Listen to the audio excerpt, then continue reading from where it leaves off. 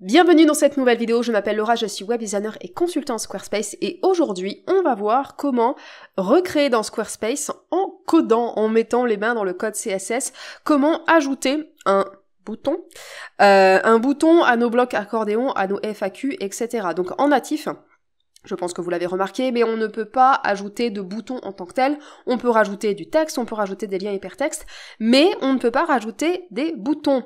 Donc, ce qu'on va venir faire, en fait, c'est qu'on va venir tricher et on va venir styliser les liens hypertextes pour les transformer en boutons. Donc, avant qu'on attaque la partie vraiment code et qu'on mette les mains dedans, quand même, je voulais vous montrer concrètement à quoi ça ressemble en amont pour que vous soyez préparés psychologiquement. Alors quand je fais un clic droit et que je clique sur inspecter, il va venir m'ouvrir la console et en fait l'élément qu'on va venir target, qu'on va venir cibler, c'est le lien hypertexte de la description, d'accord? Donc c'est vraiment cet élément-là, et en fait on voit qu'on a appliqué ici différents éléments de style pour que ça corresponde à notre identité visuelle. Donc on est venu appliquer un radius ici sur notre bordure, on est venu changer la couleur ici de fond, la couleur du background, et puis on est venu aussi ajouter du padding pour avoir un bouton qui soit cohérent en termes de design, de style avec le reste du site. Donc concrètement maintenant, comment qu'on fait? Alors je ferme la console et je vais venir enlever ce qui a déjà été fait. Donc j'ai enlevé le code appliqué sur nos liens hypertextes et quand on clique du coup sur par exemple ici la singulière, on voit qu'on n'a plus qu'un lien tout bidon, hein, j'ai envie de dire.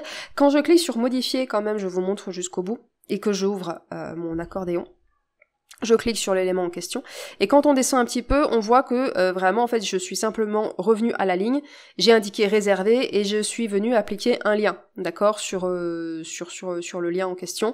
Je l'ai pas stylisé plus que ça, j'ai vraiment juste mis en forme, je suis revenue à la ligne, et j'ai appliqué un lien hypertexte. Je me rends compte que la vidéo lag par rapport au son, j'espère que ce sera pas trop désagréable non plus. Donc, je sors de l'éditeur, quitter.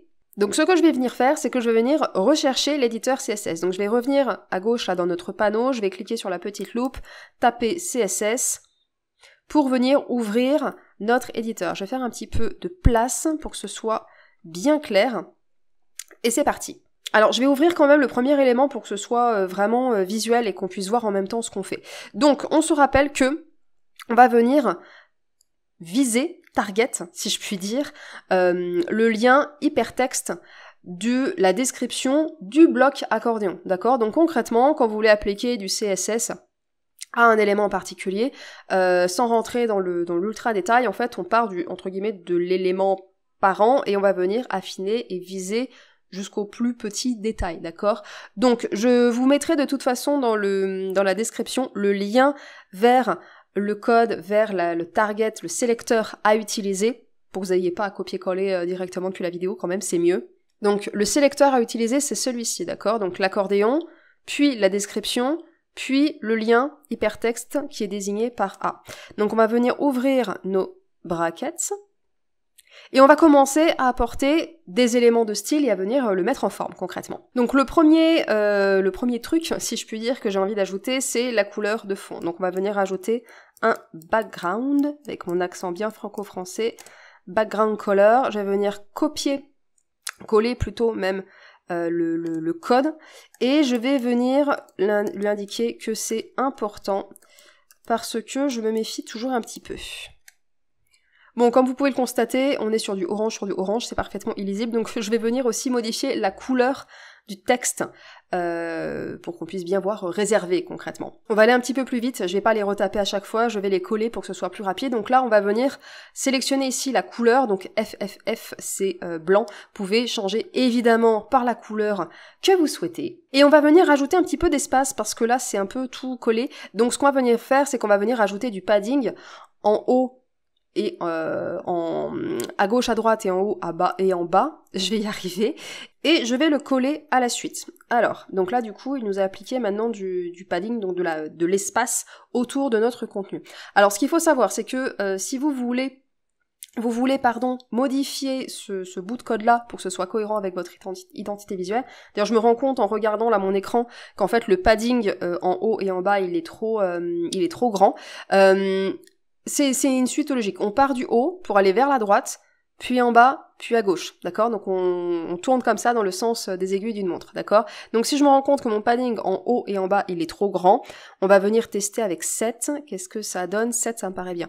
Donc en haut et en bas, on va plutôt mettre 7 et on va garder 25 sur le côté, je pense que c'est bien. Maintenant, on pourrait s'arrêter là, on a déjà un joli bouton, hein, finalement.